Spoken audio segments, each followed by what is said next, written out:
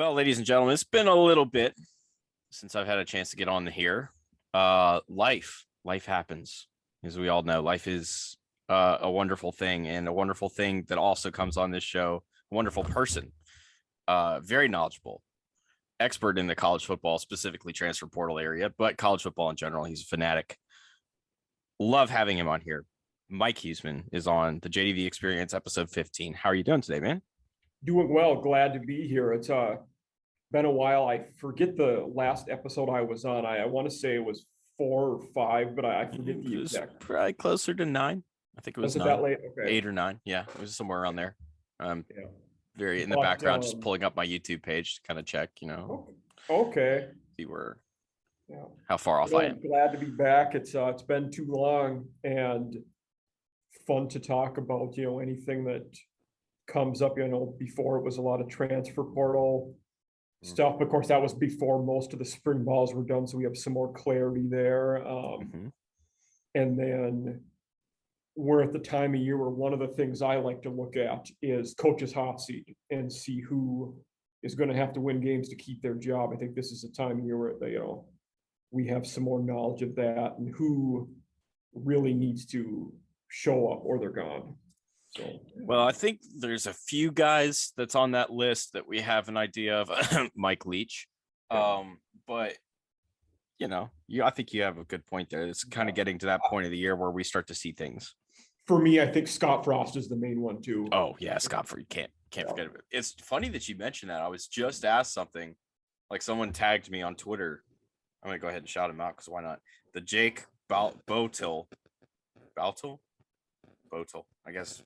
Well, Jake B Sports Experience asked me if I've seen Garrett Nelson.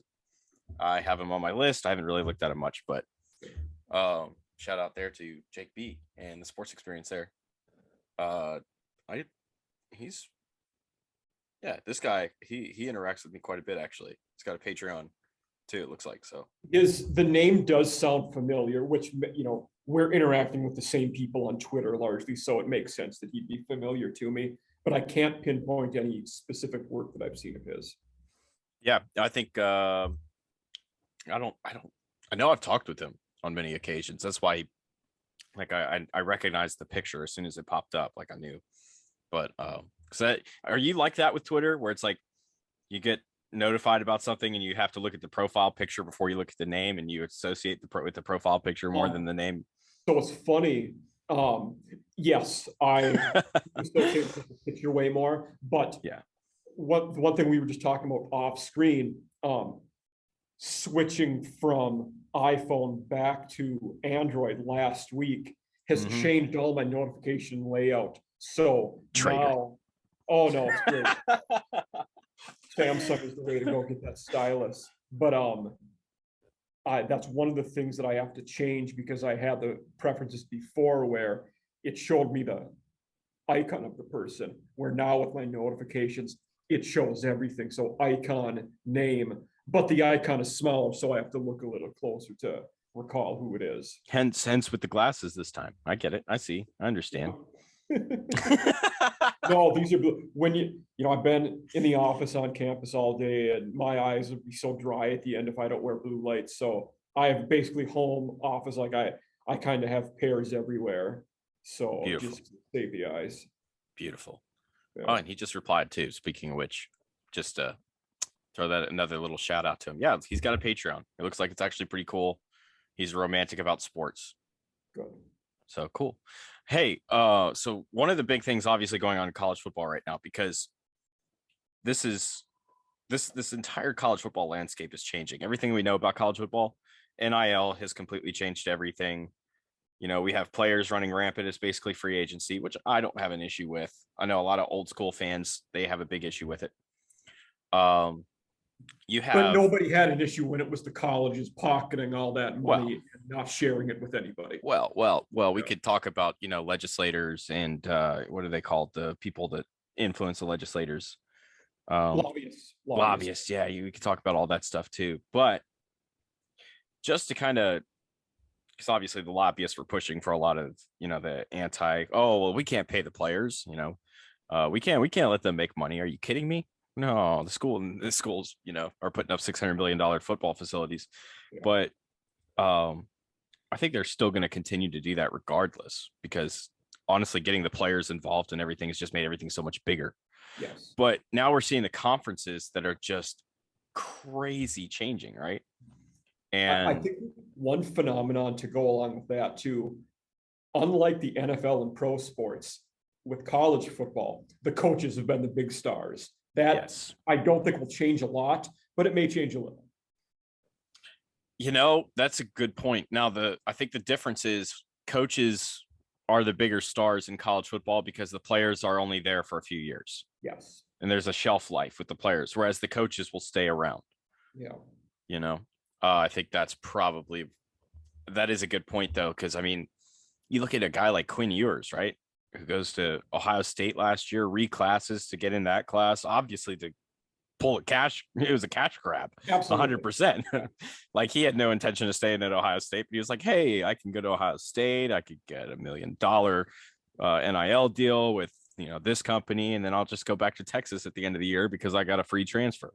Which is honestly a brilliant move. Kudos to him for doing it. But I guess more of the point, the factors that you kind of have playing in right now is that the conferences are all changing, and this is a direct result of NIL.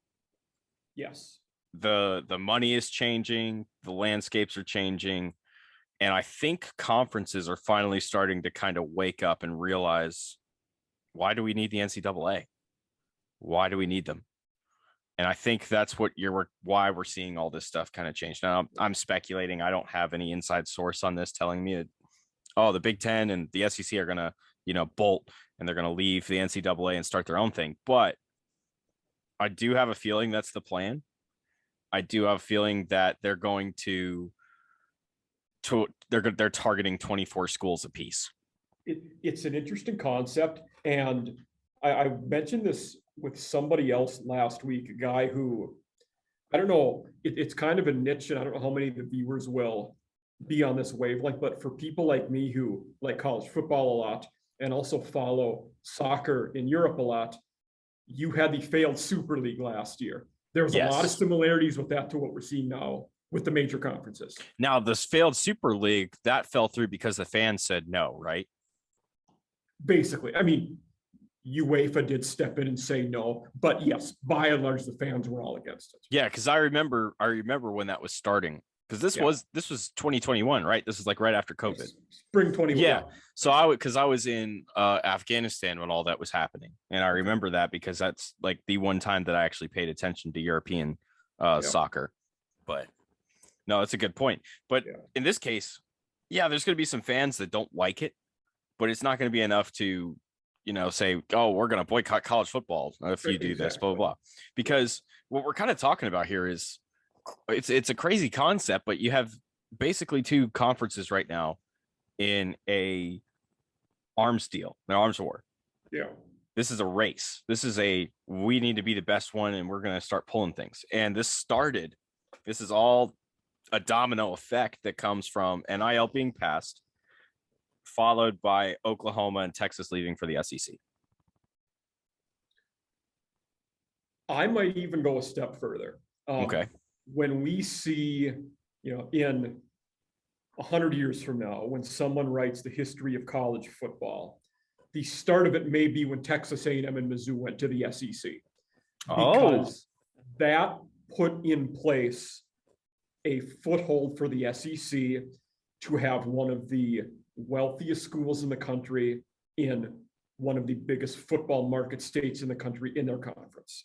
Now, Texas and Oklahoma definitely kickstarted it, and it hit overdrive when they did it. But I think when A&M and Mizzou went to the SEC, and when the Big East basically did away with football, that was the beginning of the end for their conference. Yeah. We might be seeing that with the Pac-12, and I don't know about Big 12. We'll see how their additions go. The ACC hasn't made any moves yet, but the way it feels to me, if you're not growing, you're dying right now. And it Yeah. doesn't look good for the ACC So because they have, sorry to cut you off, but they have a no. couple of schools, namely Clemson, Florida State, who are extremely marketable to the SEC. Well, that's the thing. Okay, so the last reports have the SEC in talks with. Well, actually, we should probably just go ahead and start from the beginning. From I guess the beginning of Okay. this month, right? Which is Absolutely. Yep, USC, yeah. UCLA both agree to leave the Pac-12 and go to the Big Ten, Yeah. which is it's a huge move. You know, those are the blue bloods of the Pac-12. As much as people don't like to admit it, they are the money makers. They are the breadwinner. That is dad, right? To talk about their breadwinnings though and why this is happening. Well, no, yeah. Last year in the Pac-12, USC's payout was slightly over $30 million. $30 million to suck. In the Big Ten, Northwestern's payout was over $80 million in all sports. Well, that explains everything right there. Like why? Their lowest school, I believe the only private school in that conference, made more than double what USC and UCLA did. Well, yeah. So, I mean, the Pac-12, really, as soon as all this conference shifting started, if you remember, like last year, right, when the Big 12 announced that they were going to expand because they were moving on with Texas and Oklahoma going. UCF, BYU, Cincinnati. Yeah, and there's one other Houston. Houston, I think was That's going. What I said. I said 4. Yeah, Houston was. Oh, okay, missed that first. Okay, yeah. And so that's once that kind of happened, and you saw the Pac-12, right? Like they were just kind of sitting pat, like, oh, please, nobody come after us, nobody, please, like don't touch us, and they survived that year, but you just kind of felt like they were the conference. They are the conference that is least positioned to survive something like this. Because football is not a huge thing on the West Coast, as much as, like you get ESPN, doing those late night games at, they kick off at 9 Eastern or something like that. And they sit there and they're like, oh, football after dark. Oh, what are you missing? You're missing great football. As much people don't care. They have to make it a niche to get people to watch it. Is basically that's a problem, right? And so that's a problem. And that's been their problem, for years now. With the Pac-12 is getting people to watch it because college football is not a big thing on the West Coast. The NFL is. You got the LA Rams, you got the Chargers, you got the Seahawks, you got the 49ers, you got the Cardinals in Arizona, so it's big there in those terms. Yeah. Which is ironic because for years you had people saying, well, LA was a bad NFL town because they have USC and UCLA. Well, it turns out that's not really the case, because the NFL is so massive everywhere it's at. Okay, well, back the last time there were LA teams before they moved away. Yeah. I think that was true. Yes, I agree. Yeah. Because USC was it was on another level back then, especially even going into the early 2000s, into the Pete Carroll era. Like they were fucking great. Yeah. And I think at UCLA, you still had Terry Donahue and Bob what I can't put his last. I can't help you here, buddy. I'm sorry. When Cambridge was their QB and they had some really good teams, they were very, those two teams kind of ran that town back then. No, and that was it. And so back then that was true, but that has shifted, and not just because LA, because LA's always been LA. It's always been the city of angels. It's always been a huge place, been a great sports town, right? But usually not so much football, but basketball. I was going to just say it might be the best NBA town in the world. No, yeah, no, like they fucking love the Lakers out there, which is great because the Lakers need all the love they can get right now. But sorry, I had to throw that in there. I figured you'd be hating on him since they fired Uncle Frank. Uncle Frank, yeah, 4 times removed now.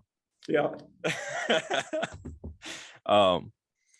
No, so, but yeah, they've because the Lakers they've been so bad for so long. Outside of that 1 year that LeBron took them single-handedly, pretty much, and won a title here. Last year, whenever that was in the bubble, yeah, in the bubble. That's right. It was so it wasn't even a real season. Okay, cool. It was 16 teams in Orlando playing each other for a The month 3 and a half. Laker fans that hate me aren't gonna like stop listening to the podcast at this point. Yeah. I mean the 3 Laker fans that they actually listen to me. Yeah. So no, it's funny. I was just back then that was true. Yeah. Nowadays, college football on the West Coast in general, really anything west of Texas, it seems to me, college football wise, really struggles outside of maybe Boise State, if you can call that west of Texas.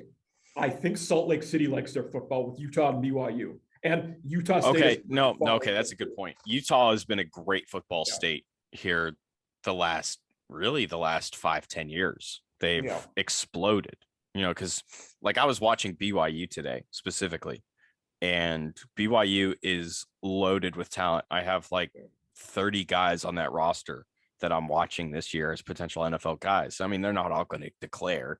I'm doing this year a little bit differently, where I list anybody, whether they're draft eligible or not, anybody that's, potentially going to go to the league, they're there. So I have sophomores and freshmen on that list, but it's 30 deep, and that's BYU. It shouldn't be that deep. Okay. But no, so now the latest reports since then have been that, first of all, the SEC is looking to expand. The SEC is talking to Clemson, Florida State, North Carolina, and Virginia about joining the SEC. That would boost them potentially to 20 teams. I think this is something that has a lot of momentum moving, because Clemson has been clamoring to get into the SEC as it is over the last few years. As soon as the Texas-Oklahoma thing popped up, it spiked. It was like, oh, Clemson wants to be there. Florida State wanted to be there. So it makes sense that those would be 2 of the schools. I'm kind of sitting here like, I think you're missing an opportunity picking Virginia over Duke. But because, I mean, you got to take that Duke-North Carolina rivalry with you. But as I think someone explained to me on Twitter, I'm going to pull up give him a shout out too. I want to hear you explain this, because I'm going to have a different take that is not the opposite of what you're saying, but irrational as to why Duke is not. Oh no, I understand why Duke isn't, but I'm talking strictly basketball. Yeah. Like for no other reason than to just. I'm using the wrong phone, I think, is the problem. My thought is, and I said this to someone, they kind of like, oh, really? They had to ponder it. If you want a basketball predominant school who has an SEC rival, but is also pretty good at football in a major city, I think Louisville is who you should be targeting if you're the SEC. And I've said that. No, you have a great fucking point right there, man. They check a lot of boxes if you're looking at that. No, okay. So Michael Boyd at Rich Boyd Sports brought this point up yesterday, because I was talking about this. I mentioned on the Twitter feed they should pick Duke over Virginia. He said, I heard yesterday that for every dollar earned through these TV deals, 80 cents on the dollar is for football, 15 cents is for basketball, and 5 cents is everything else. Basketball, while clearly second, is not as valuable as y'all are making it out to be. I wasn't thinking, obviously money talks. And so I would say that my initial statement was not made over like money, but it was strictly off of you can't break up that rivalry from a basketball standpoint. You can't. Can you? Sure you can. For the right price, we'll break up anything, guys. And it's maybe because I'm not sentimental about it, and it's almost certainly because I'm more of a football guy. But I think if you're the SEC, if it were up to me, the 4 I think I would go after: Florida State, Clemson, as everybody said, and then Louisville and Miami. I think they make the most sense. So here's another thing that I do want to bring up with this, because those are the 4 schools that are reported now that they're talking to about joining the SEC. That's absolutely right. Yeah. I don't think anybody's going to stop at 20. I just don't. I think 24 is the ideal number here. And so I'll make a good point too. Supposedly the Big Ten is in discussions with Notre Dame. No one verified has been able to come out and say that yet. But apparently there are some light conversations. Notre Dame, so obviously someone like Stanford is probably in that conversation too. And to because go along with Notre Dame, Miami could be there too, because when you're private, you don't need to disclose what you don't want to disclose, basically. no, that's it, and that too. But even before we even get onto that point, you have, like you just mentioned, Louisville. Duke probably needs to come. I know that they suck at football right now, but usually they're decently good. They were competitive with Cutcliffe. He did a good job. Yeah. Well, you can come into the SEC and compete with Vanderbilt immediately, as if you're Duke. You know what I'm saying? We'll stick you somewhere where you have to play Vanderbilt once a year, and that'll be your game to get you going. Which is Missouri fine. Valley teams could Exactly. But I think not only Miami, but you have, if you're going to bring Virginia, you got to bring Virginia Tech too. So I think I agree with you in that you said 24 is probably the goal. I would think Tech would be in that next 4 for sure. They make a lot of sense. Yeah, no. And I think because you mentioned Louisville, they'd be in that next 4. Miami would have to be in the next 4. And then you have another school that you're going to try to figure out where you're going to pull them from. And at that point, I wonder if Oklahoma State becomes one. Oklahoma State, maybe you could pull somebody like, I don't know, Baylor. Maybe. Yeah. Pull them out of the Big 12. I mean, like anything's up for grabs at this point. It and is. then you got the Big 12, supposedly. They're talking with Oregon, Utah. A school we've not talked about, but they might have some pull in the SEC, and geographically they'd make a lot of sense. Don't say UCF. Tech. Oh, Georgia Tech. I wouldn't be inspired by it, but it makes a lot of sense for everybody involved. They're in Atlanta. That's so looking, if 95 cents out of the dollar for your TV contracts comes from football and basketball, those have to be the top 2 boxes that get checked, right? Yeah. And right now, Virginia and Virginia Tech are both very competitive at football and basketball. And so I think that's why you're going to bring in somebody like Virginia Tech over Georgia Tech. I agree. I think that's why you have to bring in somebody like Duke over Georgia Tech, because Duke is a blue-blooded basketball. You're bringing North Carolina, you might as well bring Duke too. But Georgia Tech is not a great basketball team. No. They're not a great football team. But great is relative. What's their viewership in Atlanta and the surrounding area? Are they? Is it great? What? Is it great? I don't know. I'm asking. Look, no, they couldn't get anybody to go to Georgia Tech games last year. They were like empty. Yeah. You know, like it was bad. And that was any sport. You know, so like it's an interesting concept. I don't see that happening at all. I don't see them being like, you know what, let's pull Georgia Tech and bring them into the SEC too. I don't see that, because 95 cents of your dollars right there are going to waste. They are. Yeah. Just straight up. At least with Duke, you're going to get that back with the football. I mean, with the basketball, right? Like the North Carolina Duke game does a great job every year. Then you got 2 of them, right? I'm not as high on finals game. No, because that finals game this year where they played each other in the Final Four. They did play each other in the Final Four. Dude, those ratings, that was like the highest rated college basketball game ever. How many final games is Coach K going to have in the future? I know, right? Well, I mean, that's a good point too, but I'm just saying, like, I don't think it was all just, this could be Coach K's final game. I don't think that was all of it. No, you're right about rivalry on that stage was so huge. That was it was tremendous. It was awesome. You know, like I didn't miss that game. I went over to my friend's house. I was like, we need to put this game on because it's going to be a game. And he doesn't watch fucking sports. Okay. Yeah. You know, so I was like, no, I'm not missing. I'll spend time with you, but we're watching this game. Yeah. Yeah, absolutely. Yeah, it was But no, so the Big 12. This is another point I wanted to discuss with you. Because right now, I think if you look at the domino effect, the way this is all falling for everybody, the Big 12 losing Oklahoma and Texas from the get-go was probably the best thing to happen to them. Could have been. A man you know well, Thor Nystrom, now FantasyPros. We talked about this and said that the net gain of the 4 they're getting is way better than most people think. Like they're just, they lost their 2 biggest fish. You're gaining Orlando, Houston, Cincinnati, and the Salt Lake City area. And BYU is kind of like that Notre Dame in that they're a nationwide viewership because the LDS people are very invested in the community there. Yes, 100%.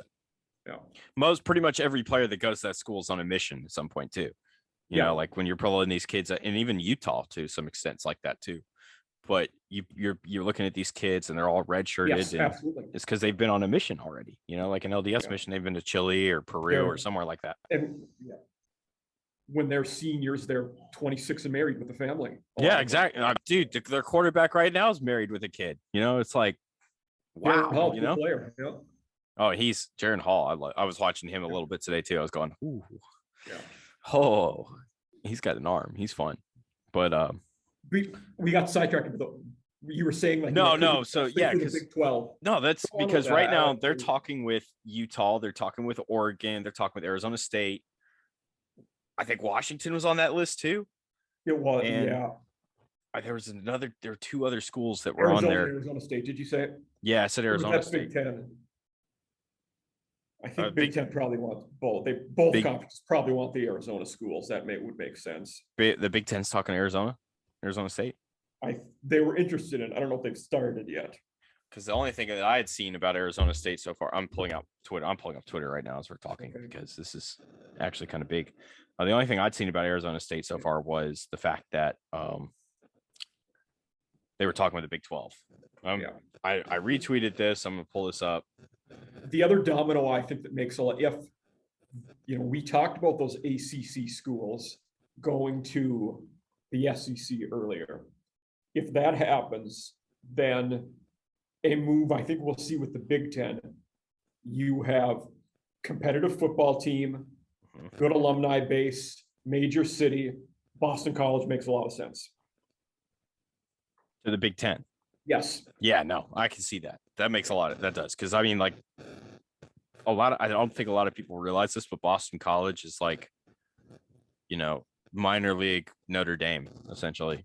Yeah. Being a Catholic school and having all that going for them too. Yeah. So yeah, no, it was Arizona State. I forgot that Arizona was on that list because I wouldn't touch Arizona right now, but okay. Colorado is the one that we were forgetting. Colorado is on that list that the Big 12 is in discussions with about joining. Yeah. So here's the point that I was basically trying to make is you as a conference lost your two biggest stars. Yeah. You signed 4 to replace them. So now you're back to your original 12 number, which is probably good, considering that's the name of your conference is the Big 12, right? Ooh, you've been 10 schools for fucking forever. Yeah. But now you're talking about you're positioned at this point to target these other schools because now your geographic location is wide open, right? Yeah. And bringing in Cincinnati helps because now you got somebody up there with West Virginia. So that makes sense geographically. BYU to the west, like you pointed out, Orlando to the east. The Big 12. And Houston, the fourth biggest city and one of the best football cities in America. Yeah, Houston too. Yeah. And I mean, like they already have Texas schools. That's why Houston's not impacting me like it is with you. That's true. It's the fact that they've got Texas Tech, they got Baylor. No, there's another one in Texas, TCU. So you have all those schools. But they positioned themselves really well with that expansion that they announced. And it set them up so that when this happened, which I'm assuming they knew this would happen, they're the ones that are playing. The Pac-12 is essentially dead as we know it. The ACC is dying. I think that those two conferences as a whole will not exist beyond 2024, 2025. Definitely possible. I don't. The Pac-12 is dead already. You could just go ahead and bury them. There's no coming back from this. What are you going to do? Just take over the Mountain West and call yourselves the Pac-12? Exactly. Yeah. The one school I think is in an interesting situation now when they might hold a lot of cards. Big 12 member, but right on that geographic line between Big 10 and SEC country, West Virginia. West Virginia. Yep. That's what I was It's thinking. going to be interesting what they do. Do they stay? Because I'll be honest, if you're them, if you're going to look at the money being offered SEC or Big Ten, you have to be saying we could get way more if we bolt. And either of those conferences would love to have them. Almost heaven. Maybe the Big 12 would be okay with having them. I mean the Big 10. Big Ten. I don't think the SEC has any interest in West Virginia. I don't. Why? If they had any interest in West Virginia, why didn't they jump on this with Texas, Oklahoma? Why didn't they at least kind of like start discuss? Why hasn't that come up yet? I don't think they're at that level yet. West Virginia, maybe they don't have it. You could be right to some extent. They certainly would be more ideal for the Big Ten than they would be for the SEC. Yeah, because you got Maryland up there. But if we're going in that 24, West Virginia could be in that next 4 group with Virginia Tech, Louisville. I don't see why would you pick them over any of those other 5 or 6 schools that we've just named. They're a football school with pretty good support. That are they really though? Like, you kind of think of West Virginia and you kind of think they've been mad for so long. Yeah, even football wise, like West Virginia is like an afterthought almost. And that's why they're in the Big 12, because they couldn't rarely find a conference. They rarely miss going to a bowl game, which is you put them in an SEC schedule and they're never going to see a bowl game again. I think they're still okay. Now, they're not as good, but you'd have to say they're every bit as good as your, Vanderbilt. They're better than Vandy. No, they're better than Vandy, but who else? Yeah. That's right now, my I would question. say they're on par with South Carolina, Kentucky, Mizzou. Okay, maybe Mizzou, because they're in that lump, I would say. South Carolina, I don't want to say too much. So I just almost caught myself. That don't know, I'm currently employed by the University of South Carolina and getting my PhD here. So no, I think you're underselling South Carolina right now. I think you're underselling them right now. Maybe.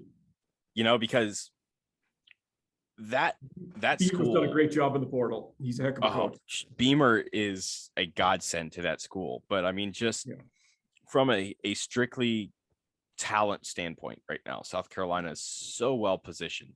They are. I think that's a team that, if Spencer Rattler can get his shit together, you're looking at a team that's going to compete with Tennessee to be number 2. And I don't think Rattler was as bad as people thought last year either. If not for a 5-star top level recruit like Caleb Williams, he wouldn't have lost that job. Well, that's the problem, is they're both 5-star number 1 overall recruits. Yeah.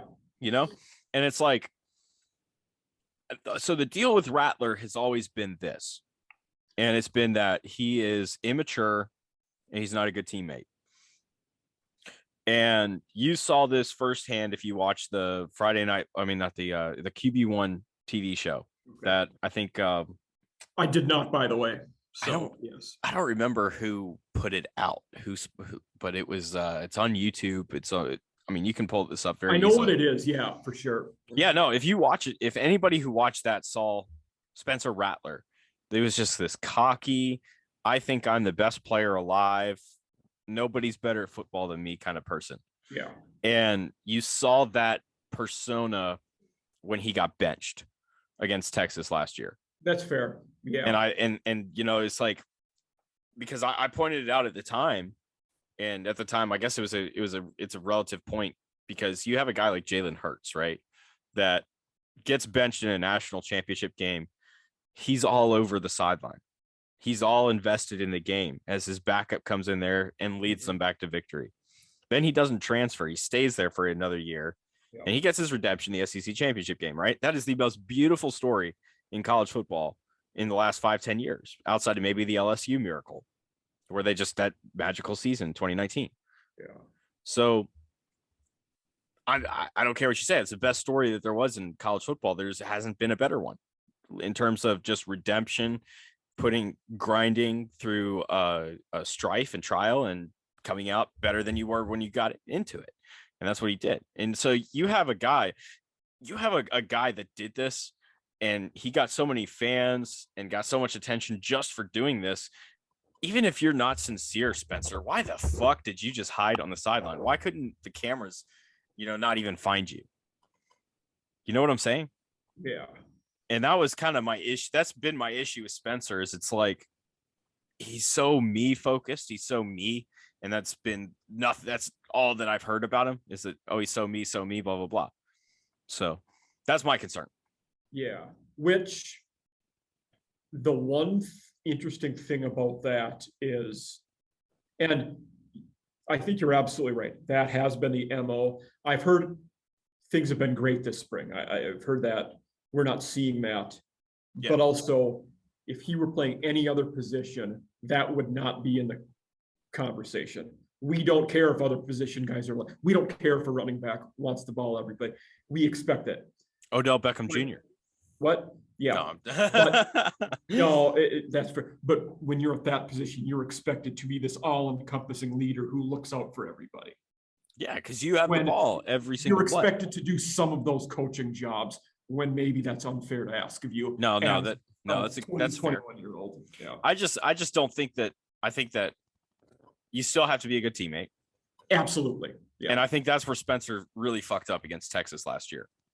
And I think I believe that's where he lost the locker room because Caleb Williams came in. Caleb Williams played amazing that game. He did.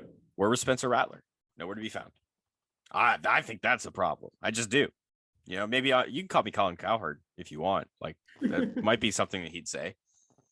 I think that's nobody's hated on him on the Gamecocks this much since Dennis Dodd did, and we all know how that turned out. with the beamer from the top corner. Oh, so awesome! It was beautiful. It was a beautiful day. Beautiful Twitter fight. That was like watching Gina Carano go at it way back in the day with a little mini skirt twirling. You're just like, oh my God.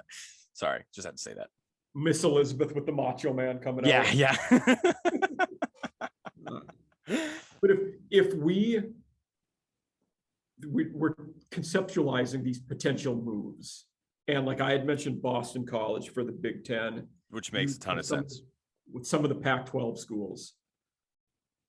Do you see any other schools that are ideal for the Big Ten who they might realistically add? Stanford made a lot of sense. Yep. I think Washington and Oregon are both going to be targeted. Yeah. I just think that you have Notre Dame. And the Big Ten wants to see themselves in the members they take on. And what I mean with that is tough physical football. Not only that, but in the public schools, they want a certain academic standing. And you get that in Oregon and Washington. They're both outstanding academic schools. Yeah, 100%. And Oregon has made that shift too, where they've gone from, oh, we're speed to, hey, we like having big guys and we like being more physical than everybody that we play. So Oregon fits. Washington's already kind of always been that. And I think we will now see that in Miami, by the way. Oh, 100%. Are you kidding me? Finally, thank God. Miami's needed that forever. You have all these kids in Florida and you're doing what? One that I brought up, I forget if it was the aforementioned Thor or somebody else, but Pitt could make a lot of sense for the Big Ten. And I know it was a different guy because it was a Penn State grad I was talking to. Well, Penn State wouldn't want it. I don't think they'd allow it. The conference isn't going to care what Penn State wants when it comes to adding a team in a major city. They don't care. It's one school against what will soon be 23. Exactly. But that's the thing too, is I think honestly they understand that they need to update their geographic foothold. Yeah.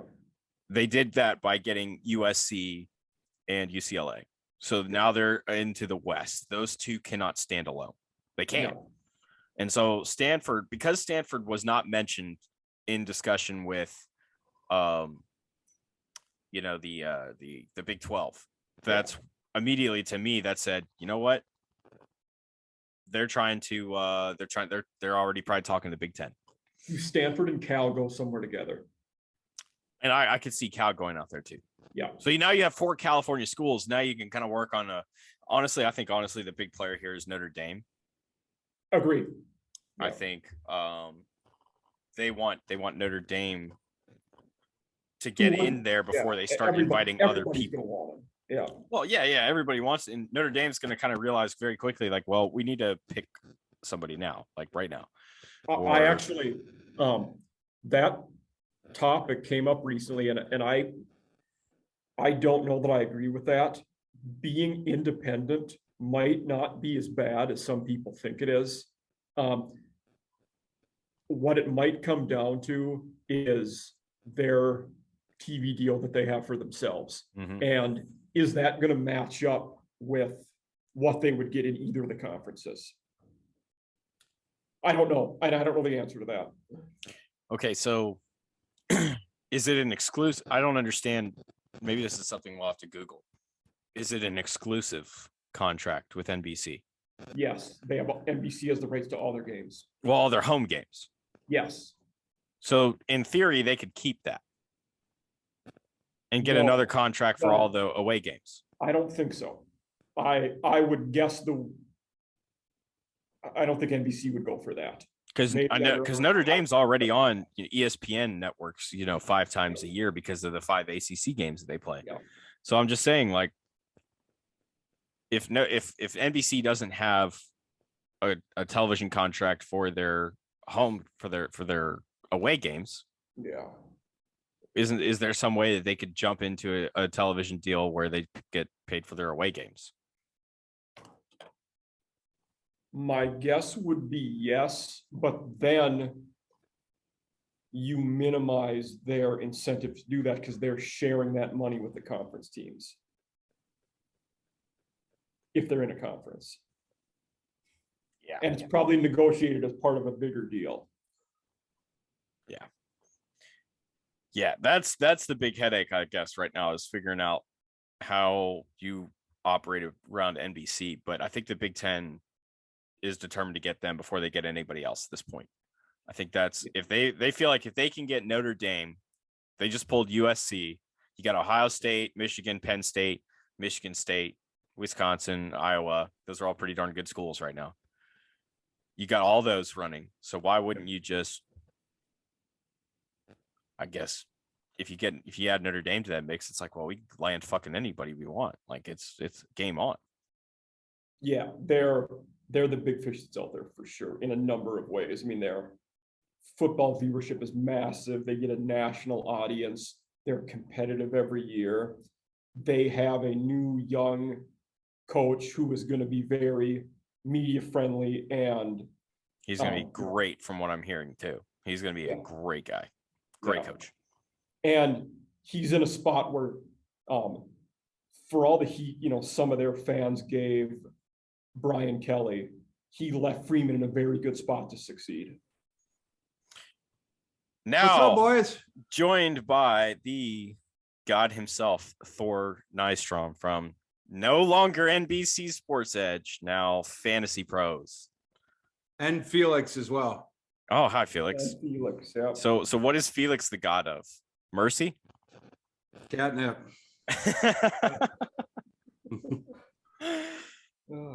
What's going on, boys? We've been talking about some conference realignment. We covered the SEC. Now we're talking about Big Ten. Well, a sports book put out odds today. You see those? No. I haven't looked at odds since I looked at the Nathan's hot dog eating contest ones on FanDuel last weekend. Oh yeah, and wasn't Badlands Booker heavily favored in the lemonade drinking competition? Got the record. Yep, he chugged a gallon faster than anybody ever had. He set another record in the lemonade. Oh drinking? Yeah. Oh damn, I missed that. Underrated too. Those competitive eaters might not be as well known, but they do have the best nicknames of any athletes in the world by far.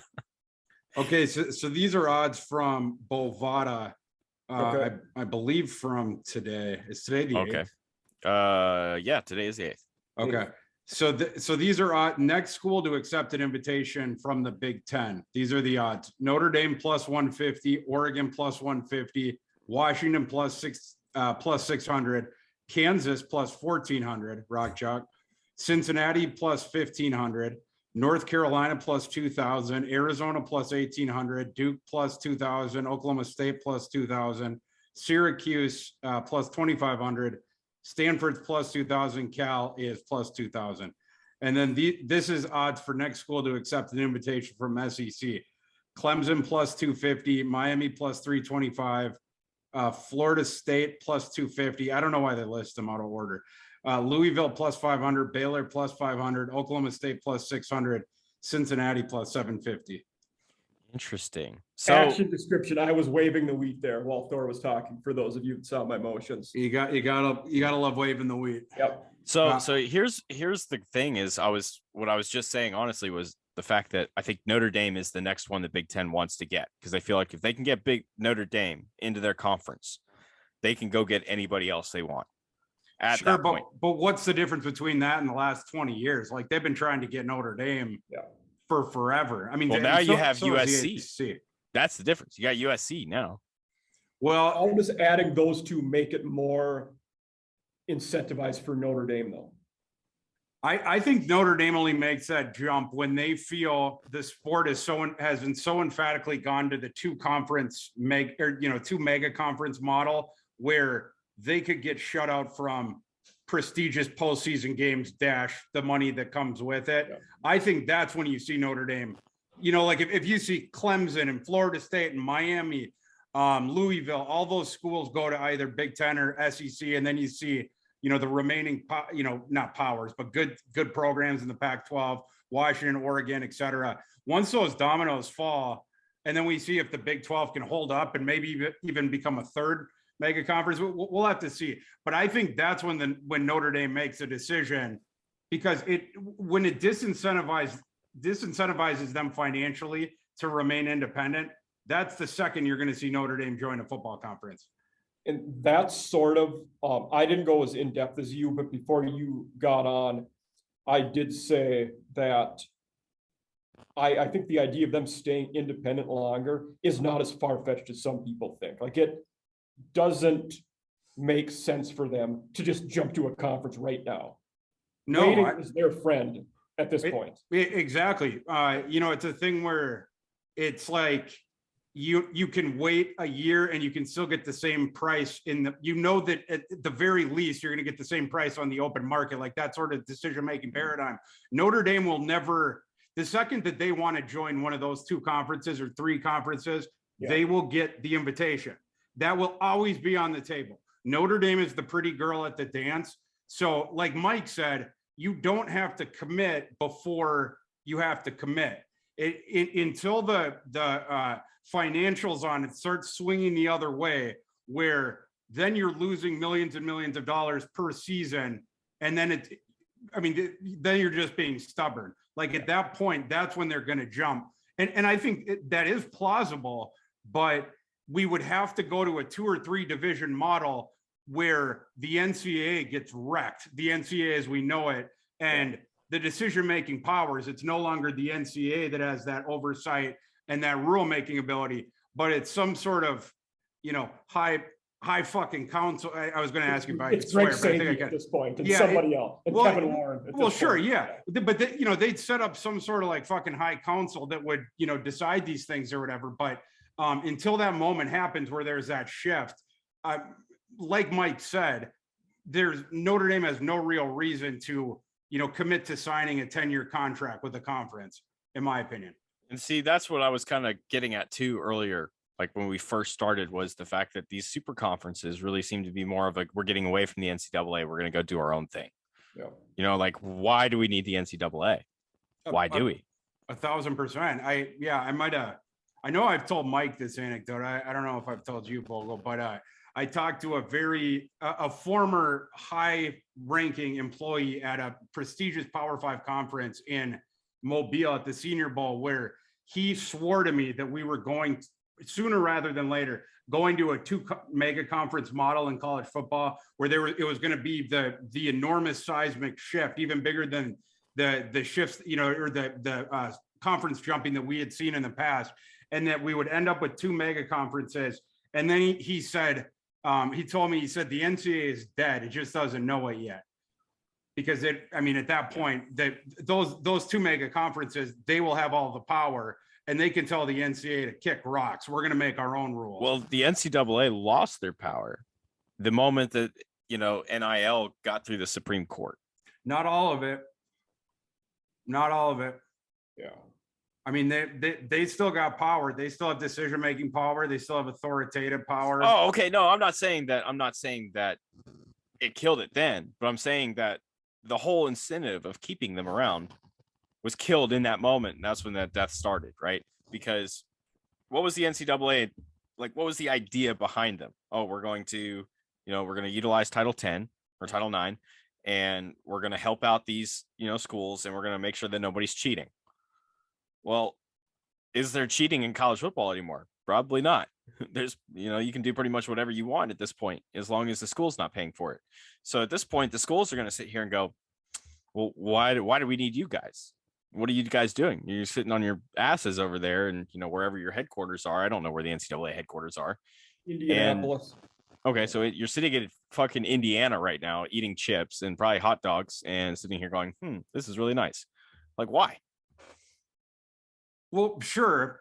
But certainly they would argue that they do a lot more than the stuff that you just alluded to, one, but also they're sort of a necessary evil until the power shifts in such a way that, at the point where you have the two mega conferences, let's say it just ends there. You have a minimum of 40 institutions right there, just in those two. And it might even be more, they might go to 24 teams apiece. Then you got 48. I've been sitting on here the entire podcast going, there's no way they're stopping at 20. At 24 is the target each. So sure. So you go to 24, but now those 48 schools, they're the ones that control the power. That's the point when the NCAA dies. And then the other thing that this guy told me this as well, and it just makes intuitive sense by extension, is the student athlete, at least the football players and probably the basketball players, they will no longer be considered student athletes. Legally, they will get the designation of employees. Yeah. Which means the school would be entitled to pay them as an employee. Yeah. Exactly. Yeah. And let more of it reported, some of the salaries or, whatever you want to call her, to the NIL shit. Like, but where it's more, they would then unionize would be one of the first steps that would be involved in that process. Yeah.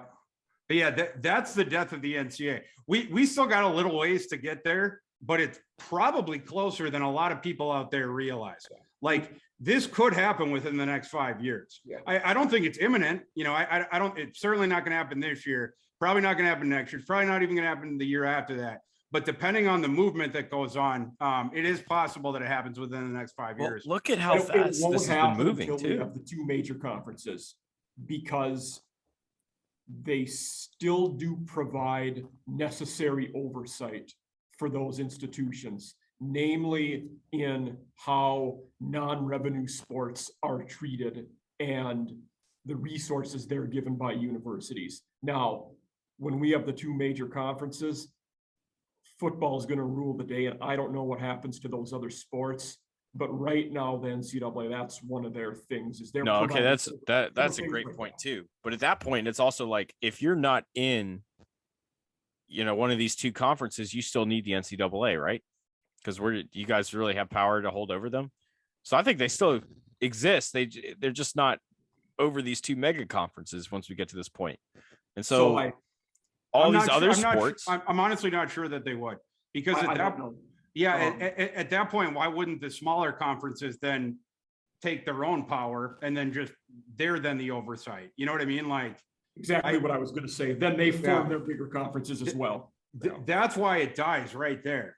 I mean, you could consider, the NCAA then could consider themselves like, oversight of like D2 and D3 maybe, but like, as we move closer to sort of the professionalization of college sports, if you want to consider it that, the closer the NCAA gets to dying, at least with the enormous schools, the D1 schools. An interesting factor in that, and I don't know how and what the answer will be, but say we have these two mega conferences, you have 40 to 50 schools in them. What if the NCAA says, or would they say, okay, you're not going to participate in football with us. you can't play basketball then. What happens there? Say that last part again.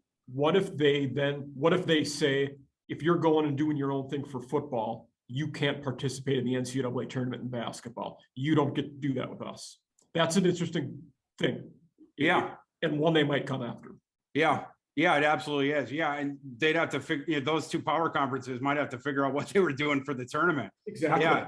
Yes. And yeah, it's easy for those schools to cut out the others in football because they can remain just as relevant as they are now, maybe even more so by having every game be a good game. If you're only playing between, it's sort of like these 48 teams or whatever it is, just fighting to the death, like you have like you don't play anyone outside of that. You're always playing, one of the two things or whatever, and then maybe you can do a longer playoff. It's easy for them to do that in football, but yeah, it is interesting, the question of the other sports. Because yeah, in basketball, like Mike said, the NCAA ostensibly at that point, if they're still running, they'd be doing the NCAA tournament. Like and ostensibly as well, you're going to have several top 25 quality programs that are not in those 40 or 48 institutions in the two football super conferences. So yeah, what happens then? Does everyone join a tournament, or is it two separate tournaments? And then Mike mentioned the other thing is like the non-revenue sports. Who knows? I don't want to signal the death of them at this point, but once the NCAA falls and it goes towards the professionalization of the other two, it's hard to be confident about it. Do they go to the way of the Olympic competitors where your top level athletes at them, you might go to college, but you play for a club. Who you play for is not affiliated with the university. Maybe exactly. Yeah, it might. Yeah.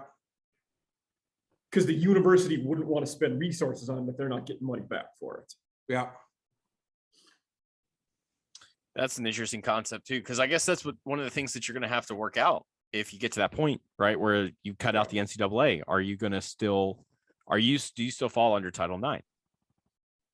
Exactly. Well, if you're getting federal funding, you do. Yes. Okay, so at that point, those other sports are probably okay because you still have to follow that.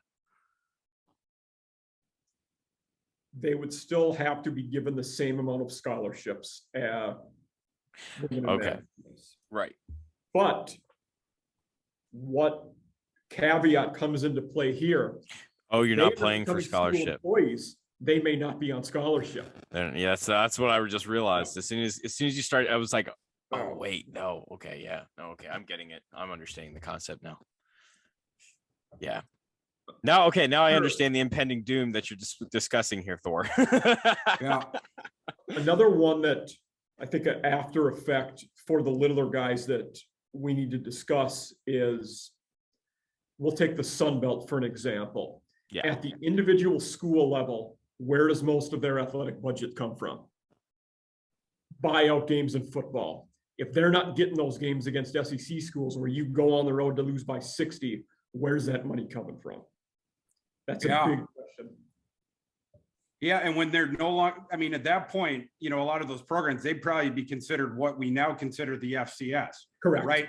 Yeah, because you'd have the 48 schools, whatever it is, in the mega conferences. Now they're what we now consider the FBS. The ones below them, however many that would be, they'd be the FCS, and then just knock everything else down a level. The FCS becomes essentially D2, that's kind of what I'm seeing with the Big 12 right now too. I know that they're talking with some bigger schools and everything, but once they lose Texas and Oklahoma, I know that we were talking about it earlier, with the fact that just how big having the markets with Cincinnati, Salt Lake City, Houston, and Orlando is.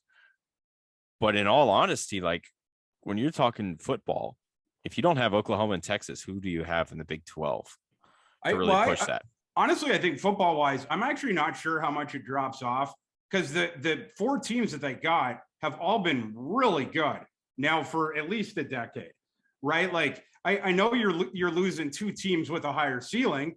Both Texas and Oklahoma have the ceiling to win the national title. Maybe you don't say that about the four, although BYU, we'll see when now they're in a Power 5 conference. Like that's a team that has nationwide, a nationwide following. Those two things I touched on both of them before you got here, Thor, that with BYU, because of their LDS connection, you have a nationwide fan base, and the net gain of the 4 teams they added maybe more than makes up for the 2 they lost. Yeah, You have I mean, major markets. qualitatively, yeah. I mean, again, like you're losing 2 name brands and 2, quote unquote blue bloods and teams that have that ceiling. But, the other ones, like those teams have finished with a better record on a season by season basis to Texas, for instance, numerous times over the last, 7-8 years. Right. So like, has Cincinnati, BYU, UCF, or Houston lost to Kansas in the last 10 years? Say them one more time. I don't think Cincinnati. No, I said has Cincinnati, BYU, Houston, or UCF lost to Kansas in the last 10 years? Have they beat them? We also don't know the answer to that. Yeah. Well, I was trying to shit talk Texas here. Come on, man. Stop stealing my thunder. Yeah.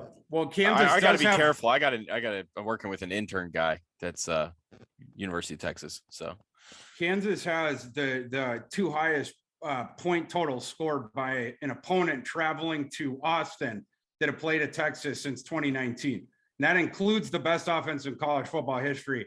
2019 LSU played in Austin, but they did not match what Kansas has done their last 2 times there. Fact. My favorite fact that would have ever been was 1 possession away from happening, and had Kansas beat Texas in David Beatty's last year, he would have been 2-2 against Texas, 2-2 against FCS teams. That would have been classic. Oh, damn. One possession away. Damn, that would have been great. No, this is the whole conference thing right now. It's just, it's changing the entire landscape as we know it of college football entirely. Everything's changing. And there's 2 ways I think that you can look at this as a football fan. I know that there's some people freaking out. They're losing their minds. They're going, oh, God damn, everything we know about and love about college football is about to die. I wouldn't say that. But what I would say is that these are very exciting times, because for me as an NFL draft person who just watches college football obsessively, I watched 5 games today. So 5 games. Vogel, who did you watch? Watched some BYU, watched some Baylor, watched Miami, watched Florida State, watched. Oh shit! I gotta keep thinking now. They were all like in that area, that range. While you're thinking, Vogel, I will say back to your most exciting times. This conference realignment stuff probably is the most exciting change in the landscape I remember since the BCS came into play in 1999. Everybody now trashes it and said, well, the playoff was so much better. The BCS was so much better than what we had before that going from just random bowl games to that was a really big deal. Yeah, that was big. I don't think that was bigger though than the combination of NIL and waiving, or I should say allowing players the one-time exemption to transfer. Like those 2 things in conjunction, that's probably the biggest change to the sport that we have seen in our lifetime. Just look at pick up a Phil Steele and look at the fucking depth charts this year. Like the 131. You almost took the quarterbacks and shook them up and then just randomly tossed them around the country. Like most teams in the country have a new starting quarterback. And so what an enormous change. I used the analogy to someone recently. I don't know if it was you, Thor, or somebody else, but I said guys like, Braxton Burmeister and Henry Columby, these random guys. It's like they went on the prices, right? And spun the wheel, where am I going to go next? And then it just lands and then you go somewhere. Yeah, I was still, as recently as these last couple of weeks, you look at it, Mike and I are doing this crazy deep Power 5 separate drafts, Power 5 best ball draft and G5 best ball draft, where it's 16 teams in each draft and it's 28 rounds. So you go very, very deep. And some of these guys I'm coming across, they're blasts from the past that are now at just some random ass school and they're projected to start. I'll bring up our draft board to tell you the level of in-depthness we're in for this. So Matt Myers, who's going to start for Buffalo, That's where we're at in this draw. I mean, we're that deep. One of our recent picks, Thor took Miles Kendrick, who himself was in the portal, is now Rock Chalk, ex-Rock Chalker. Now New Mexico's projected starting quarterback. He's like 5'10", 180. He's like one of the tiniest quarterbacks in the nation, but he's actually decent-ish. Not like Power 5 starter, capable, but like he never embarrassed himself on the field for Kansas. He just too limited. But for New Mexico, he might do some stuff this year. Not another one of our recent picks is a guy that a QB, Levi Williams, transferred to Utah State, coach there. Yeah, and he's going to be the backup there. But it's showing because they have like a 7th-year starter quarterback. Utah, Logan Bonner. Logan Bonner projected starter.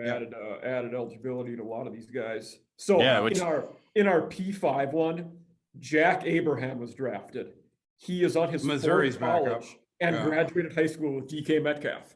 That's how long the guy's been. Wait. Where is Jack Abraham? Is that true? That is everything I said is 100% true. He went to high school with DK. Graduated high school with DK Metcalf. Wow. Okay. Yeah. So where is Jack Abraham right now? Because last Mizzou. I knew, so he went to Mizzou. Okay, I'm gonna update my little thing here real quick because I think he's still a free agent. He's walking on technically, but yes. Oh, I deleted him. I'm good. He ended up at Mizzou. Honestly, I would rather start him over Brady Cook. And unless you're really, really confident that Brady Cook has a really high ceiling, like the best thing that Missouri has going for it, mostly because they're crooked and they paid all these NIL deals, they paid all their recruits. The NCAA, speaking of them, they got to look a little bit more into Missouri. Not that we're being biased at all because we went to school with their rival. Not at all. This is an objective Missouri take, but they bought one of the best overall recruits in the nation. But Luther Burden was number one, right, for receiver, top receiver. Yep. Yeah. They got Mookie Cooper. Wasn't he a high 4-star? Yes. Yeah. He was a top 25 recruit. Yeah. They have a lot of talent outside, and Jack Abraham has a wet noodle for sure. But there's a reason that Mike Leach signed him at Mississippi State. And if he hadn't gotten hurt last spring, I think he would have made more noise to compete with Will Rogers for that starting job. But like it's a similar sort of a thing where you're going to get at least short area accuracy and intermediate accuracy. And their receivers are so good. I would want the guy with the best ball placement. That next year, it's probably going to be Jack Abraham. Well, you heard what Jimbo Fisher said about, buying players. They're not cheating. They're not cheating at all. Missouri's the one that's cheating, if anyone is. Back to that topic, though, we talked a lot about the portal, and Mizzou is the one school, the one major P5 school. I don't know if I call them major. Okay. They're in the P5 though. When the QBs SEC, baby. when the QBs that were that good were playing musical chairs, Mizzou's the one that didn't get a guy that sat in their chair. We were talking about guys in the portal that might go to Jaden Daniels. We talked about might go there. Yeah. There was all kinds of them, and none of them ended up going there. So interesting thing to add to your analogy there is the fact that in musical chairs you have one person left standing. So in this instance, there were 2 chairs knocked out because two people refused to sit in his chair, in Missouri's chair. Just saying. I'll take your word for it. I'm a little confused by that one, but okay. I am too, Vogel. Okay, musical chairs. It's not that you have an empty chair; it's that you have a standing person. So if Missouri's seat is left empty, 2 people eliminated themselves because nobody wanted to sit in that damn chair. Eli Drinkwitz is the man standing then who didn't get the chair. Yes. Yeah. Good. I like your analogy, Vogel. Good job. That is great. Hey, moonshine, baby. It's all gone. So, Blackberry moonshine, Old Smoky. Check it out. The only reason I went with that is because I walked into the liquor store today to get Buffalo Trace whiskey, and it was nowhere to be found. They were out.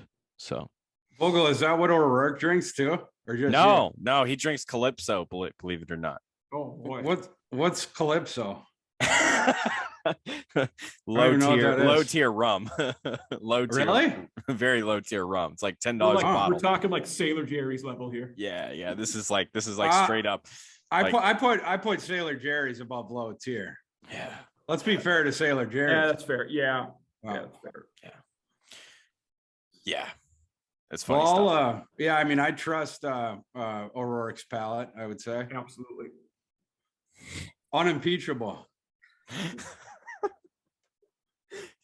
It's great that like all the group chat stuff is getting into the podcast. You Yep. know, like it's going out on the space. This might as well be an episode of Locked On Vogel.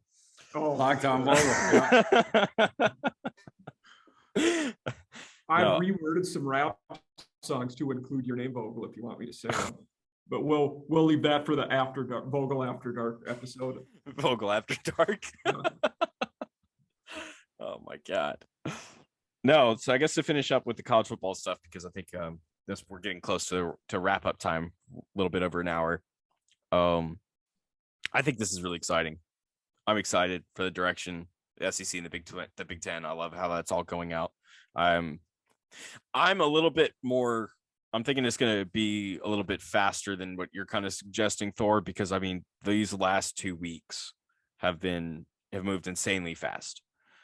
I kind of feel like at this point we're in an arms race, and these two conferences are competing with each other to try to be the last man standing, however you want to look at it. That's basically what we're doing at this point. And I think that Notre Dame is the big player here. I think that they're going to be forced into something. They're going to be forced into a decision by the end of the year. Because the Big Ten is so much money. It was what you pointed out, the fact that Northwestern made $80 million last year in the Big Ten, and USC with the Pac-12 made 30. Like, that is just absurd. And I understand Notre Dame has it's like a $300 million TV package. I'm not sure the exact numbers, but it's definitely well steep. above six figures. I know that. Oh, it's deep. It's Or huge. Nine. I mean, Nine yeah. figure. Yeah, I knew what you meant. I'm pretty sure if I remember reading it correctly, it's $300 million for however long the duration of the contract is. It was up there with the SEC numbers. That I think even with that being considered, the Big Ten pulling USC, pulling UCLA, pulling anybody else that they potentially do, like Oregon. I really think Oregon's going to go. I really think Stanford's going to go. I think Washington's going to go. Just from the West Coast, because you're not going to leave those two teams stranded on an island per se, flying across the country for all your games. It makes sense to me that Notre Dame is going to be forced to make that decision by the end of the year. Yeah. This is moving so fast. This started as a little trickle. It's now a landslide. Vogel, I would definitely bet against you on that. I do not think it will be that quick, not by a stretch. I will be shocked if it happens in 2022. So has any of this stuff that's happened at this point, has any of it shocked you? Did USC, UCLA go in the Big Ten shock you? Did you think that was going to happen this year? Initially, it surprised me. Then I sat back and said, that makes a lot of sense. If Notre Dame does that, I would not say, well, this makes a lot of sense. I would say they should have waited out for more money. And they probably have smart enough people running their show to know that they don't need to do that. I suppose we'll find out. I think that so much is happening right now that's forced all these players to start reevaluating what they're doing and really looking at moving with speed and trying to just pull some shit together, make it happen. That's kind of where I feel like everything is right now, with the SEC, because the SEC is talking with the schools now. Big Ten is definitely talking to schools. Big 12 is talking to schools. Like it's all kind of coming. And actually right before we go to Thor, because I think we talked about this a little bit before you came on, but I think the Pac-12 is officially dead. There's no coming back from this unless you just buy out the Mountain West and rebrand it as the Pac-12. It doesn't look good, but they're not dead yet. They got a move that they could play. And if I was Larry Scott, I'd do it right now. It's exactly what the Big 12 did after they lost Texas and Oklahoma. You gotta frantically reach out to Boise State, Fresno State, San Diego State, Utah State. maybe Utah State. reach out to those schools and try to get the 4 best that you possibly can. And hell, maybe they'll even branch out a little bit beyond the traditional West Coast thing, because everyone is now. I mean, you know, they could go and poach someone else, maybe more even closer to the Midwest. We just saw it vice versa. So I don't think they're dead quite yet. It doesn't look good for them, of course. And if they don't patch those holes before they get gouged for 4 teams, like, you know, has been reported, at least, like there's these pockets of teams talking to, you know, whether it's Big 10, Big 12, you know, et cetera. They got to move aggressive on this. But if they can do that, I think that they could prevent the other schools, or I shouldn't put it like that they can incentivize the other schools to want to stay, much in the same way that the Big 12 did with the 8 other, you know, leftover schools after Texas and Oklahoma did, by adding the 4, getting back up to 12. And like we were talking about, not really falling off on the gridiron too much. I made a lot of connections before you got on, Thor, about why these teams in major cities are very marketable for the major conferences. You know, the Big Ten might want Boston College, SEC, Louisville would make sense for them. A school we haven't talked about, but who I would think before too long gets an invite to a bigger conference, is SMU, being in Dallas and being competitive in football. Do you think the Pac-12 would reach out to them, or is that too far to the east? I think that would be the perfect kind of a school like we're talking about, if they decide to branch out. And at this point, that would be the smart thing to do. Yeah. Like SMU sort of gets boxed out of the Big 12 because it's too you know, superfluous to use that word again. But with Houston, Texas, you already have that market cornered, exactly. Right? TCU, Baylor, et cetera, Texas Tech, et cetera. And Dallas is a pretty heavy UT town as well. So yeah, but like for the Pac-12, you break into a whole new market out there. Plus, you give all of your schools a showcase game in Texas, you know, every other year or however you do it. So now they can start to recruit Texas. I think that would be a perfect team. You know, you could toss them into that list that we were talking about before. You know, and again, try to figure out what your 4 best plays are. Maybe it's one of those 2 California schools between San Diego State and Fresno State. And certainly you would want Boise for the football, you know, toss SMU into that. And then, you know, whether it's Utah State or, you know, whoever else, you know, just the best that you could buy. Colorado State was the one I was blanking on, but Colorado State, I think, makes so much sense for the Pac-12. They have more money in that program than people realize. They have better facilities than people realize. Their facilities outpace anybody in that conference by a mile. Yeah, it's one of those schools that already has sort of quasi Power 5 facilities, and then plus you have the natural rivalry with Colorado already in the conference. Yeah. And hopefully that would serve to incentivize Colorado to stay. If, you know, I'm sure they will have a suitor in the Big 12. I think the Big 12 would love to have Colorado back. It's a fun road trip, if nothing else. But you know, Colorado might have even more options than that. So that I think Colorado is potentially one of those schools you see the Big Ten go after, because you got Nebraska, and that's the halfway point. Colorado is a really good halfway point between most of that conference and California. Yeah, I mean, sure. I mean, you know, it might be more than the Big 12, but the Big 12 for sure. You know that. I mean, the Big 12, I believe, is already a reported suitor. Yeah, where they are. It was one of the 4 schools that, So, I mean, that could be in play as well. Well, there's 6 schools that they're talking to. The Big 12 is. So, and I wasn't tracking until we got in here today that the Big 10 was talking with anybody from out there either, officially. I knew that they were probably talking to Stanford, but that was more speculation. I hadn't really heard that. Just putting dots together. Yeah. But yeah, you have to beef up the West Coast if you're the Big 10. You cannot leave those schools out there, USC and UCLA, by themselves. You can't.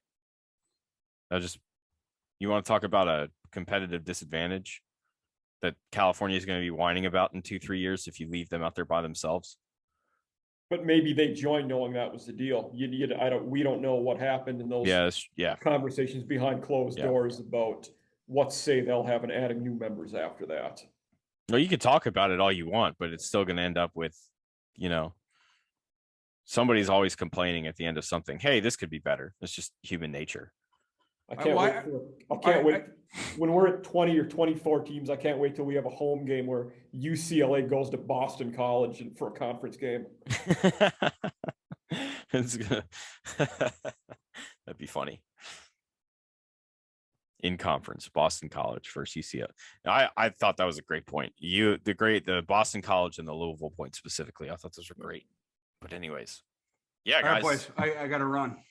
That should about wrap us up. Yeah, thanks for jumping on, Thor, making your appearance. Congrats on the Fantasy Pros. Go kill it.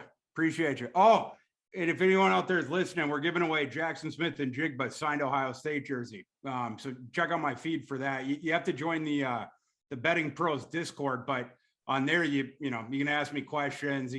We got all the analysts on there. So check that out and sign up for that because they're giving that thing away. Like I wanted to keep the signed jersey, but apparently I'm not eligible for it. You're not eligible. I retweeted it too and have signed up to get it, so you can see it on my feed as well, people.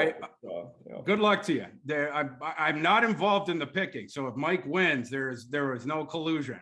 I hope you do win too. But anyway, all right, boys, have a good one. I guess the final question for you, Mike, before we close up and completely wrap up this podcast is these smaller schools, do they just sit pat, or are we going to see this kind of breakup, or they're going to start trying to make their own super conferences before the end of it all? Like the Sun Belt right now has a ton of momentum. The American is doing okay for themselves. I think they have a lot of momentum too. MAC's doing well. I think the MAC is one that will not be affected as much by this. Really? Because think about that.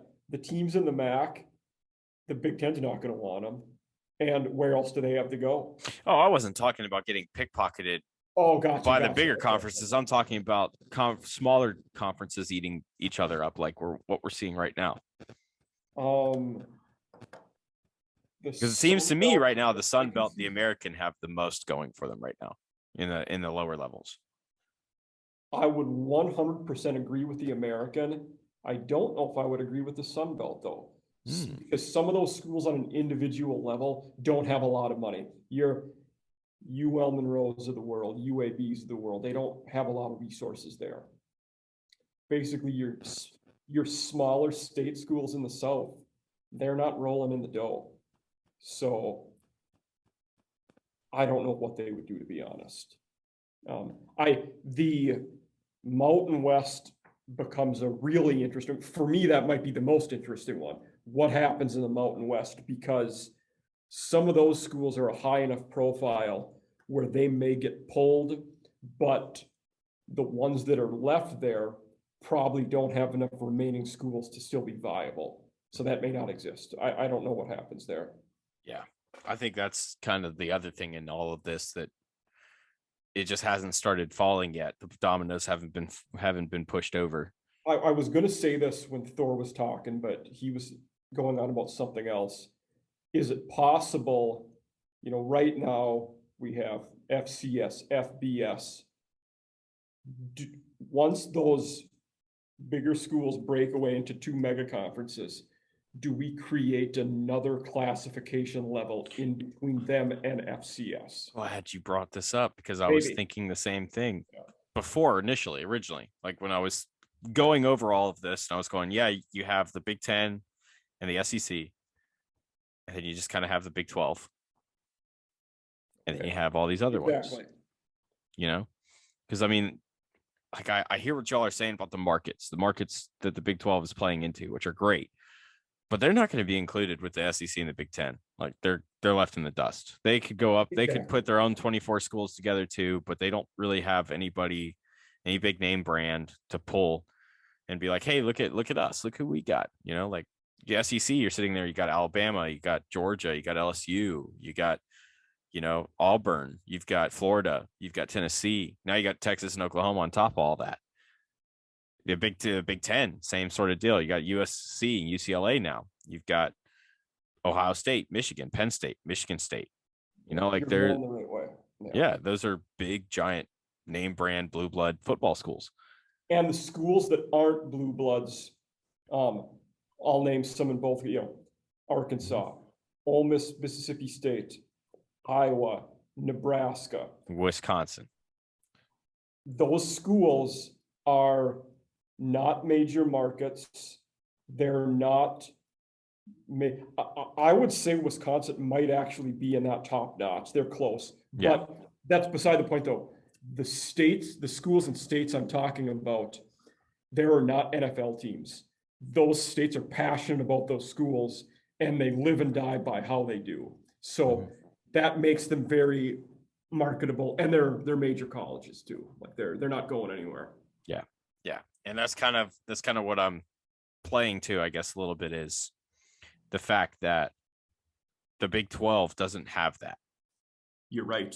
That is true. It doesn't might matter have who it they in pull. Utah, and that's about it. Yeah, Well, if they can pull Utah. Yeah. If Utah doesn't get picked up by the Big 10, for example. you're right. Yeah. Like I know they're talking to Oregon, but does Oregon really want to go join the Big 12 right now? Like, do they really want to? I'm thinking that's like nobody else wants us. I mean, know for a fact the Big 10 are going to go after them. I was gonna say kind of the same train of thought as you, but different wording. Oregon might know that this is the beginning of the end for their conference, and you don't want to be the last team out there who hasn't decided where they're going. Yeah. And you definitely have two suitors right now. You do. And one is definitely way juicier than the other. Yeah. I guess that's my point. But No, it's a good point. It's Mike, it's a pleasure having you on as usual. We'll have to do it again sometime soon. It was awesome. I feel like we only talked about realignment now, which is great because it's relevant, but I look forward to exploring more topics involved with the sport. And as soon as, August, September starts to roll around, there's going to be so much to talk about with this entire sport. Agreed. Because right now it's like what, we were talking about right before we started, which was, you were saying, it's the part of time of the year there's really not any transfer portal news. And it's because, these kids right now, if they enter the transfer portal, they're not playing any football this year, unless they have a damn good reason not to. So, but for sure, man. The only way if you transfer, the only way you're playing now is if you go down to FCS. Yeah, most exactly. guys No, that's exactly it. Yeah. But in case if you've kind of noticed with how this thing has been playing out, this podcast is we're kind of starting to get usuals, regulars that come on here and talk. And so I think you and Thor in that group, and Telford's in that group. Chips. Yep. So I think we're kind of starting to get to that point now. But a guy that did some sapient stuff who I would love to talk to at some point, but I've never dealt with, is the guy that's Tide World Order. He does good work. Rick Morton. Yeah. His Alabama stuff was out of this world. Oh, it's fantastic. He as soon as he started writing, he sent me some stuff and it was good, but when he started writing, I was blown away. I was like, wait, what? No, he's him and AJ Torres are two guys that I've both noticed a lot of the stuff they're doing is really good. Yeah, he just bought a damn it, why can't I think of it? He just bought a company, a sports media company. Good for him. I didn't know that. Yeah, because he was texting me about it. Let me see if I can't get this real quick to shout out at him about it. Yeah, it'd be great. I would love to hear more about that. Yeah, so it was kind of dang it. It was a really interesting concept. I can't go into all the stuff about the concept, obviously, but let's see. Tide World Order. It's going to take me a second because my internet is. Here we go. And he's also writing for the Saturday Blitz on Fanside right now too. So, Clutch Sports Network. So I think what it kind of is it's like an affiliate where they basically have a bunch of websites that come together that specialize in certain things, and they're all under the same umbrella. That makes sense. Okay. So almost like a mix between a fan-sided and a 24/7. Interesting. Okay. On 3 kind of thing. So, but it was an interesting concept. He sent me some stuff about it way before. Okay. But, yeah. No, he's also writing for the Saturday Blitz. You can read his stuff there. Yeah. Yep. I did know that. Yeah. anyways, again, thank you for the time, for the knowledge and the energy and everything else that you threw into this podcast with us. Glad to be here. Yeah, we will talk soon. Look forward to being on in the future. Yes, sir, for sure. Thank you. Thank you for tuning into my channel and checking out the content. Be sure to hit the subscribe button and follow us on your favorite podcast platform as well.